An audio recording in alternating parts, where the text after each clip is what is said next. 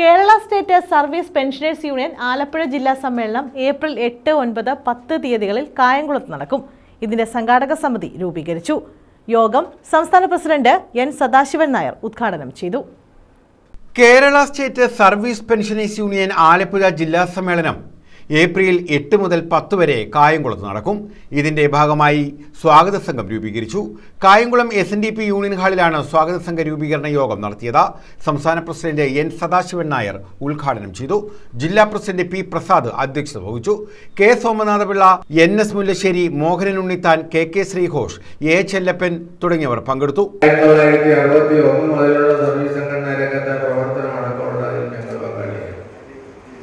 ഞാൻ സൂചിപ്പിക്കാൻ കാരണം ഇങ്ങനെയൊക്കെ ഉള്ള ഒരു നല്ല കാലാവസ്ഥയിലാണ് ഇവിടുത്തെ ജില്ലാ സമ്മേളനം നടക്കാൻ പോകുന്നത്. സംസ്ഥാന യാതൊരു ആശങ്കയും വേണ്ട, ജില്ലാ പ്രസിഡന്റിനും ഒരു ആശങ്കയും വേണ്ട.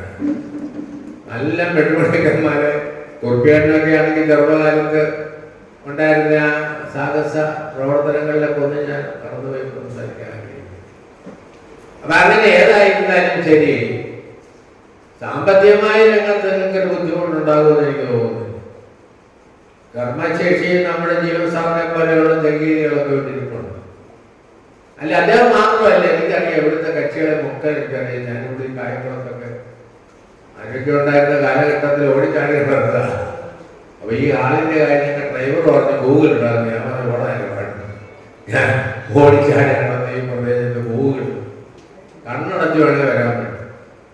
അപ്പൊ അങ്ങനെ ഏതായിരുന്നാലും ശരി, നമ്മൾ അതുകൊണ്ടൊന്നും തൃപ്തരല്ല എങ്കിൽ പോലും ഇന്നത്തെ പ്രത്യേകമായ സാമ്പത്തിക കാലാവസ്ഥയിൽ പോലും ഞാൻ ആശുപത്രിയിൽ കിടന്ന സമയത്താണ് ഈ ബഡ്ജറ്റ് ഒന്ന് ഓടിച്ചു നോക്കിയത്, വായിച്ചത്.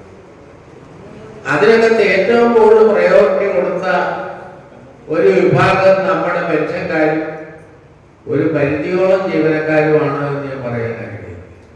കെ സോമനാഥൻ പിള്ള ജനറൽ കൺവീനറായാണ് സ്വാഗത സംഘം രൂപീകരിച്ചത്.